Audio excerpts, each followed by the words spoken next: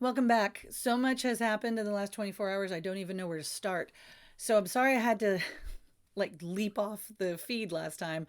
I was planning on streaming for a lot longer, and then I was planning on coming back to it after I got interrupted. But I gotta tell you what is happening. Wow.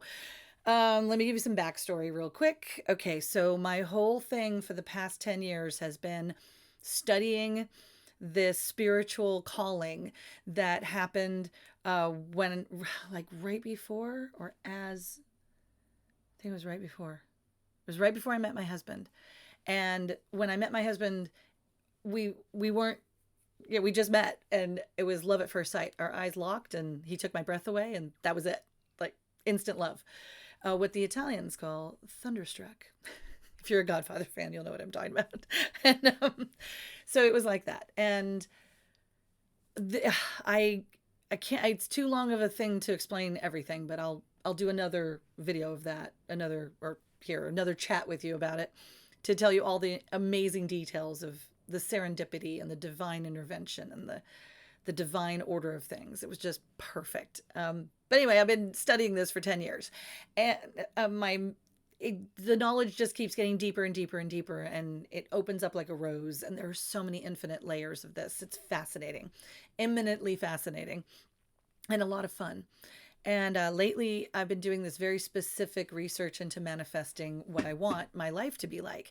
And I thought I wanted these outward things, and it's really an inside job. And the outward stuff is fun, and it'll come, but it's way more practical than I thought it was, and that makes it way more attainable, because I thought it was outside of my reach. I thought it was just a dream. I thought if I want a big beautiful house, and oh, I want to live in a mansion, that was unattainable and way far away from me, and I want to live in a castle or something. And now I'm thinking, well, those things are possible, but the kind of house I need to live in is what I need to live in. And then I want this feeling. It's like it manifests visually because that feels right. And it's just, I'm shifting. So after 10 years of this kind of stuff, and the past 3 years have been very intense, and the last year got even more intense, and every single month it was getting more and more intense, and more challenges were coming up. And everything that I've been studying, when they say when you start to manifest and you start to get in alignment, forces will come against you, and you just have to learn how to process that, because you're dealing with a high volume of positive energy. You should expect some negative energy to come at you, because the universe wants balance, but you just don't take it personally. You just let it slide off of you. Just go, okay, just don't react to it, and that neutralizes the energy. And just don't brag when things are going great, and don't celebrate too much, and don't get too negative when things don't go your way. There's just got to be a balance. You cannot live in extremes. You've got to bring it in and level it out. So for my whole life, I've heard this, but living it, hearing the words and then living it, are two different things. So only your personal experience really matters. And when I'm talking to you about this, when you put it into practice and then you live it, that's when you need to share it. First, privately in a journal, keep it quiet. It's the first little embers. But when that fire gets to be raging and you know you're ready to share, you need to. That's why I'm doing this. That's why I'm here on Twitch, and why I put it on YouTube, and I'm putting it out to people, because I'm ready to share. And it's getting bigger and bigger and bigger. It's amazing. It's absolutely amazing. So let me just give you the short version, and then I'll go into each episode, each person, each everything in a little bit more detail, and it'll connect to all the teachings. So I'm working with a family that one of my clients, she was struggling with health issues, spiritual issues, family issues, friendship issues, money issues. Everything at once was going wrong. It was just this cataclysmic, one thing after another, horrible, horrible, horrible.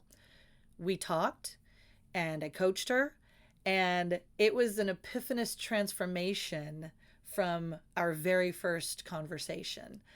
She just got it. She was so ready. She was just so ready. She just needed a little bit of affirmation and encouragement and love. And when we connected and we could just feel the vibration, And it's not any hippy dippy stuff. I'm just like, it's just friendship. When you feel like you really get someone and they really get you, that really makes your heart happy. And she made my heart so happy, and I made her heart so happy. And we were like, oh, we needed to find one another. And so we were connected through family. And then now we're friends, and now our families are family. And it's just beautiful. It's just absolutely beautiful. So things have really turned around for this family. And my friend is manifesting a whole new life for herself. So she's got her health back in order and getting better every day. No, not everything is perfect yet. She's still figuring some things out, but it's a heck of a lot better than a year ago, or 6 months ago, or 3 months ago, or a month ago. Everything's getting better. Finances are getting better. Still not where she wants to be yet, but they're getting better. She has created a business plan for herself, and I'm helping her with it. And I am sure the investors will materialize. I am sure this will happen for her. It is solid. It's rock solid. It's so amazing. Great business idea. So that's manifesting, and we're just watching how it unfolds. So she is experiencing a beautiful turnaround, and it's all her. She's doing it. All I did was put the love out there and explain a couple of things that were confusing to her, and just showed her kindness and compassion and friendship and connection and love. And then, now we're family. It's beautiful. So that is what happens when the other person does their part, then beautiful things happen. So you got to remember, when you're manifesting for yourself, you will inevitably be manifesting for other people, because we're all connected. We're all one. If the other person is not doing their part, don't drag them, and don't get involved with them, and don't put money and time and effort into it. Oh God, don't put time and money and effort into someone who you're dragging along. They're not ready. Don't be mean. I was mean. I did the wrong thing with a friend of mine, and it backfired utterly, and I lost the friendship, and I really, really regret it. I feel really bad about that. I learned a lot. It was a beautiful spiritual teacher moment kind of thing. The universe used it to show me a lot of things. I wouldn't be where I am now without it. I'm incredibly, eternally grateful. I miss my friends. I miss them. And I feel bad about my part in the whole thing and how it went wrong. And now I see it so clearly. Hindsight's 2020, everything. I see it. So I'm just making sure I don't make the same mistakes going forward. And maybe someday I can work all that out. I'm leaving it open. I would love to work it out. It's just that I see where I pushed too hard. I see where I dragged too far. I see where I got resentful, and I allowed the resentment and the negativity to spiral out of control and ruin things. And that's my fault. That's completely my fault. So now I don't do those things. Now it's like, okay, I'm only going to work with the willing. I can only do as much as other people will allow. And then it suddenly dawned on me, I wasn't allowing, because I'm listening to all of these spiritual people, listening to books, reading books, watching videos, trying to put this all into practice, doing my own thing. And I'm like, wait a minute. I mean, Abraham keeps telling me I have to allow. I have to open up and allow. And I didn't know what that meant. It was like, okay, allow what? I don't get this. But what it means is allow love to come into your heart. Allow yourself to be still. Time for quiet, time for meditation. Know how to get really calm while things are in chaos. So that's what I've been working on the past 6 months, is making sure no matter what happens, I'm calm. I'm centered. I'm good. And there's a book called Transurfing. Let me get the title correct. I don't want to mess up here. Reality Transurfing, Steps 1 through 5.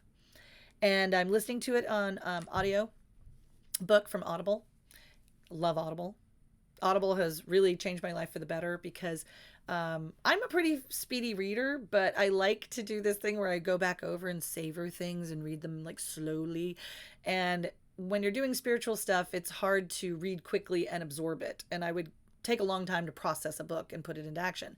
But for some reason, when I listen to it, it just goes in my noggin real fast and like enlightens me. And then I'm like, oh, I get it. I get it. I get it. I get it. So much more effective to listen to the audiobook and then put it into practice immediately, and things show up.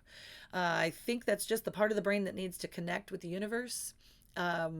vibrationally, and reading is a different vibration. So it's highly effective. Reading and writing is highly effective. And I will give you a workbook. I'm working on it right now because there are certain aspects of this that you do need to put down on paper and you do need step by step instructions. But sometimes listening to the audio, to the book, so I'm going to make an audio book available as well because I'm learning the audio version of books is very important, and certain people learn in certain ways. And I never thought of myself as an auditory learner, but man, this is opening up a whole new realm of the universe to me, and a whole new realm of spirituality to me. So this has been absolutely amazing. So then I have another friend who, well, she was a client and then became a friend, and she was manifesting more of like trust things in her relationship, love, opening herself up to love relationship, opening herself up to friendship. And now things are slowly working in her life. We have more work to do, but like I said, I learned, don't push her. Don't drag her, don't push her. It's at her pace. So we're working on that. In the meantime, I've got other clients who are just phenomenal things are happening in their lives. And I never push for a testimonial, but I feel like eventually people are going to want to talk about like this really happened. And it's from doing this process. So we're just going to let it happen the way it's happening. Now I'm working with this family who they fell on hard times, and that wasn't their fault. No drugs, no alcohol, no bad behavior, nothing that was logical for why they ended up homeless and living in their car. When we talk about the story and I know them, and then it doesn't make any sense as to why they became homeless, but I mean, that's how it happens. And in my background, things that we were a good family. My parents were hardworking. Through a series of events, we were homeless for a while and living in our car, then living in a hotel. And then my grandmother got us into an apartment and helped us furnish it. And without her, I don't even know how we would have gotten out of the car situation or hotel situation and into an apartment, because it becomes a trap. The expense of just trying to afford the hotel, even if it's weekly, it's more expensive than an apartment. And they don't have certain things in the hotel room that cause convenience. I mean, yeah, there's a bed and a shower, maybe a microwave and a coffee pot, but maybe a mini fridge. It's just, you can't live like that for a long period of time. It's very expensive. The food is more expensive that way. There's a ton of things that it's very difficult. It's very stressful. It's very tiring. It's exhausting. So when I met this family who is experiencing homelessness, and my manager went to high school with them and knows them, and then he vouched for them. And then I was like, well, this is a spiritual divine moment because it happened separately. And then all these things fell into place, like the timing of it, the curiosity, the conversations that we had were just like naturally crossing paths, natural conversations. The dad, the husband, he never begged. He was never desperate. We had really great conversations. And then one time that we were talking, he just said, it's really hard. I'm looking for work and it's really hard to find work. And I was like, well, I have a business. I own a restaurant. Do you want a job? And he said yes. And so we had him come over and work. And now he's amazing. He's an absolutely amazing employee and everyone loves him. And it's just amazing to watch. And then his wife and their child, oh my God, he's so cute. He's so sweet. He's adorable. So now we're working on getting them proper housing and whatever they need. And then today at my restaurant, while he was working, a woman came in and recognized him and said, I know him. I've helped him. I saw him over here at this street at this time, and I gave him a blanket when it was cold, and I took them in for a night when it was hot, and helped them with a shower and a meal and a hotel room, and I know them. And so this was like, whoa, like out of the blue, this woman walks in and says, I know him. And then she said hello to the mom and the baby, and she's like, Their son is the cutest, and he really is. I can't wait for you guys to meet them. They're just, this baby is the cutest. So absolutely adorable. So this all happened, and now this family who said I know them, they want to help, and they were just praising their God. I never judge on here. I always call my God source. And sometimes I'll call my God God, but that kind of, for me, puts a box on God. I don't know why. I guess because I'm used to the old man in the sky with the beard kind of thing. And source it makes me remember that it's everything and everyone. Even the thing in right here in front of me I can't see is source, and I'm breathing source in and out, and source is everything. And when I think of God, it's more the personification, divine intervention, one-on-one between me and God and you and God and everybody individually. But when I think of source, it's all encompassing. And that's just my take on it. But I'm very open-minded. I want you to be open-minded, and I want you to feel comfortable. So when you're manifesting, it's about you. It's about what you feel comfortable with. We'll get into what God is and what God isn't, and there's a lot to be said for that, and maybe we should jump right into it. Okay, so Easter's coming up, and it's all kind of tied to this. See, I know so much. Sometimes it's like, where do I even start? So, to recap, I will be introducing you to this amazing family, and a lot of manifesting is happening around them. And what it's doing to me is shifting my idea of manifesting. Remember, I told you in a previous chat that when you start to vibrate on the right frequency, things come into alignment, like the movie Labyrinth, and what used to look like a wall now has a door. And a door doesn't always look like a door with a doorknob, and you don't always knock on it and open the door. Sometimes it's just there. It's just a passageway. It's like, it just, it's a space you walk through from this side of reality to that side of reality, and your perception changes. So this is a metaphor. Sometimes the door is in here. It's in here. It is about shifting your perception. So what you saw as a block now becomes the door through which you look and walk through, and you get it. So sometimes it's about epiphanous realization. And that's what we mean by a door opening. So one door closes, another one opens, you can interpret that as you shift and you see things differently, and then you see all the possibilities and the opportunities and the connections. It's an inside job. It happens within your experience of life and your perception of reality. So when you shift, your whole world shifts.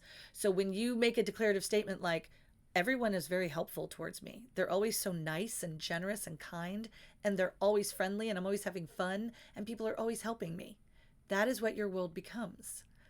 Because it's true. That's what source is. Source is love. So yes, you're going to, if you describe your encounters with human beings that way, you will attract people on that frequency, and that vibration is what you're giving, and that's what you'll get.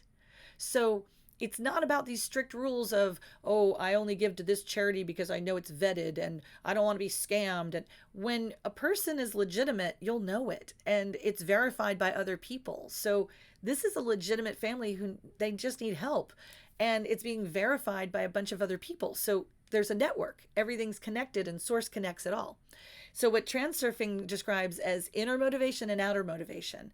And inner motivation comes from your heart, your soul. It's who you are individually. It's what you want. And those are your hopes and dreams and aspirations and the visions that are inside of your head for your life. Whereas outer motivation is the connectivity of everyone and everything, and that is what moves the energy around and aligns in divine intervention and divine timing and everything we call serendipity and a God moment and everything that we have words for. That's what it is. It's that outer motivation that aligns people to do what they all want to do at the same time. So if I want to do this thing, and then the source knows I want to do this thing, source knows everybody else that wants to do this thing, because source is connected to all their inner motivation. I don't need to sell anybody on anything. I just put it out there, And if it's loving, then it's going to happen in a good way. And I'm not going to talk about the negative because I don't want that to happen. So we're going to talk about when I'm putting those positive vibes out there that this is what I want. This is what my heart is telling me I want. This is what my soul, my gut feeling, that little whisper is telling me, the intuition. I go here, I do this, I do this, I do this. If I listen to that calling and I act on it, the right people will be brought into my life. And that's what's happening. So we're going to help this family in bigger ways. And as I get it together in the next 48 hours, I'll bring it to you. I'll bring it to all my channels. I'll bring it to everything I have. And we're going to see outer motivation happen. We're going to witness this together, and we're going to manifest this together. So this is going to be a fun journey. You're going to be a part of it. And then I hope you become more of a part of it, and then we can manifest together, because that's what this is about. We need everyone. We need everyone on the planet to connect, and then everyone gets what they want and they need. Everyone gets their needs met. Everyone gets their dreams to come true. Everyone gets everything. We just need to get out of the way and allow it to happen. That's what the allowing is. That's when Abraham is talking about, you get out of the way and allow. That's what Abraham means. It means go with that gut feeling. And the only way you get to that gut feeling, the only way you can hear that, it's so subtle. And you have to get in tune with your own vibration so you know if it's coming from your head, which is dangerous. You don't want to do that. You want it to come from this instinctual place that feels like love. And if you take time to meditate and you get in alignment and you do the work on aligning your own inner motivation, and you know you, then you can tell the difference. So here's an example. We are going to manifest this new life for this loving, deserving family. And immediately when I say, hey, this is what we're going to do, boom, boom, boom, boom, boom, boom, boom, boom, because it all came to me in a vision. I see it all. And I'm trying to translate that in words to another human being who can't see in my head. And they're like, huh? No, I don't know how we're going to do that. I don't know. That's intimidating. And they're giving me this pushback. And then they're going over, well, logically, I would need to do this, this, and this, and how would this, and how would this, and blah, blah, blah, da, da, da, da, da. And I'm like, wait a minute, I recognize this. This is the brain chatter that transurfing has warned me about, and Abraham has warned me about. And if I go into my head about this, I'm going to mess it all up. The how is not up to me. Leave that alone. That is the universe. That is God. That is not me. That is the divine. My job is to stay calm, stay happy, stay cool, and listen, and take advice, take direction. Don't take credit. I just move through this life smoothly and calmly, and I'm going to be exactly where I need to be, exactly when I need to be there, doing exactly what I'm supposed to do at exactly the right time, and everything is in divine order. So just relax. So do I need to run an errand? Yes. And I'll be told when to do that. Do I need to drop my kid off at work? Yes. And that's what's going to happen. Do I need to pick them up from work? Yes. And that's going to happen. You see, they're the have-tos that you just got to get that done. But then stay calm about it and allow all the other stuff that happens, just flow with it. And that's what it means to be in flow. You know what you have to do. You know what you want to do. And you're staying relaxed. And it's a body feel. You got to stay relaxed. So if you're high strung, if you're anxious, if you're in your head, if you're distracted, you're doing it wrong. You're in your head. Get out of your head. Get into your heart. Get into your base body here, your lower chakras, as they say. Start doing yoga, because you need to learn about them chakras, okay? You need to do deep breathing. You need to meditate. You need to do whatever it takes to center yourself, calm yourself, and turn this chatter off. So there are a couple of ways that I turn the chatter off. 1 is meditation. 2 is music. 3 is an audiobook. 4 is a YouTube that I can just listen to while I'm doing other stuff. And I got an ear pod in and I'm doing my thing. But if the chatter, the negativity, the question, how are we going to do this? And it's like, the brain is a problem-solving device. So it's going to chatter at you. And it's like, well, we have to do this. And what about this? And then and it's going to make lists and it's going to compare things. And it's a wonderful computer, but just tell it, I'm good. Thank you. I'm going to be over here doing this fun thing. My job is to feel good, and you're going to put that on the back burner, and Source is going to connect with it, and I'm going to download the information as needed, and then I'm going to act accordingly because I'm in the flow. And my job is to feel good, and that's all I'm supposed to do. And it is as simple and as hard as that. The steps that you need to take to get ready to be in the flow so it becomes second nature have taken me 3 years. 3 years of conscious effort, 1 year of intense effort, and now it's becoming second nature, muscle memory, easy. And no, I'm not perfect at it because, well, my mom can still make me forget that I need to be calm. So, but we laugh about it, and I don't get upset with her. I just get a little like, Mom, listen. Okay. Oh, sorry. I got a little too intense, Mom. Sorry. Just let's get centered. Let's start over. Are you listening? Okay, great. Because she's trying to do 4 things at once and she gets a little distracted. And now I'm trying to do 4 things at once and I'm getting frantic. And then I'm like, whoa, let's calm this down. So what I've noticed is when I get frustrated, angry, impatient, or anxious, that is my signal to calm down, slow down, recenter myself. Breathe. Take a minute. There is no shame in doing what I'm about to do.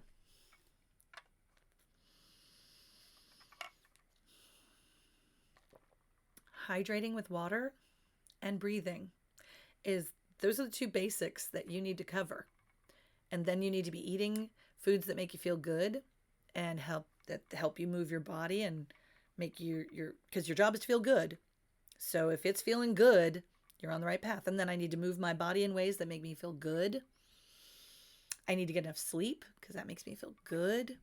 See, it's all very logical. You don't have to worry about a diet or an exercise program or any tricks. You already know how to do these things. You just forgot you know how to do these things. So, number 1, breathe. Number 2, hydrate. And you can't yell at someone and take a sip of water at the same time. And you really can't be anxious and deep breathing at the same time. So now you know what to do. If you're getting anxious, breathe. If you're getting upset or frustrated, take a sip of water. Put a straw in your mouth. Put some water in your mouth. Cool off that temper. Okay? So now you got a couple of practical, instant fixes. No more excuses. Stop arguing about what you can't do. Don't sell me on what you can't do. Don't bring me your excuses. That's not working for you. That got you into this mess.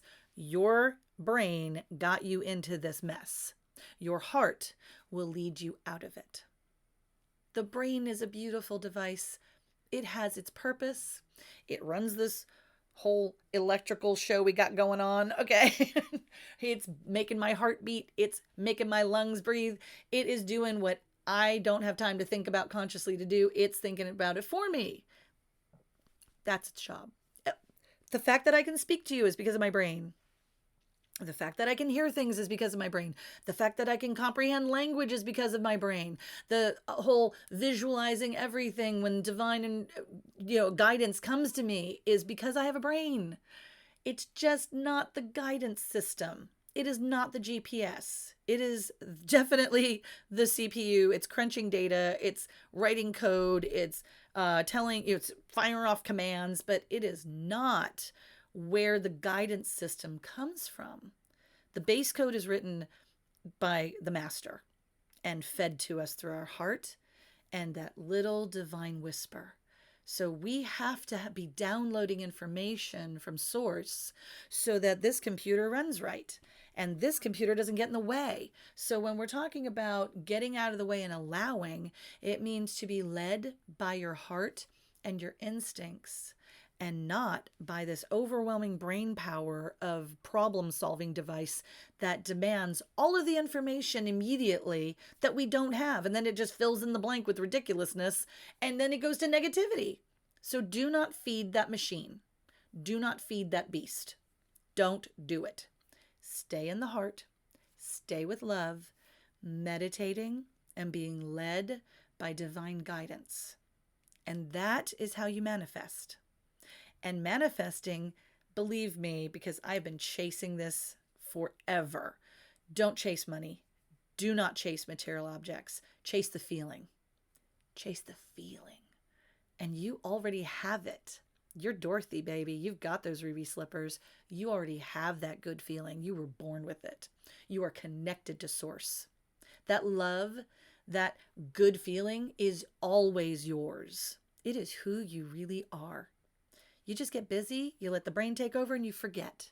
And then you get miserable and you make a mess of your life. How do I know? Because I did that. That is how I was living my life. I will take you on a tour of my house in the chaos that it is. I will be an open book. I will tell you everything because I want you to know this is real. And I want you to watch my transformation because I don't know how it's going to turn out. This is fun. So me with the screen behind me, this is because my house is a mess and I don't have anywhere else to film. And I'll share this with you over the course of time. But a series of very unfortunate events happened. And now I see that some of them were way beyond my control. I had nothing to do with it. And I'm suspicious that some of what happened was because of my own bad habits and negativity. So when I changed my habits and I changed my feeling about things, my belief about things, and I changed my thinking, and everything shifted. Everything got better. But believe me, it took a couple dark nights of the soul to get me here. I had to give up completely. I had to surrender completely. I had to get my ego out of this game. I had to stop trying to be right all the time.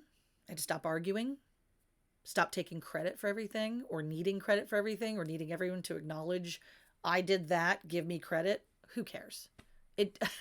You do. I know because I did. Now it's totally fine. The credit goes to source. You want to call it whatever you want to call it. The credit goes to source. I am definitely not in charge of everything. I am only in charge of me. So you got to get out of the way.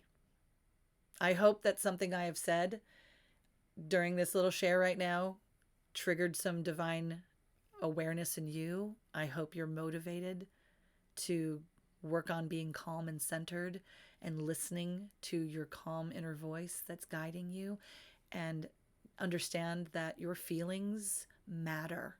If you feel bad, you're doing the wrong things. And your job is to feel good all the time, no matter what.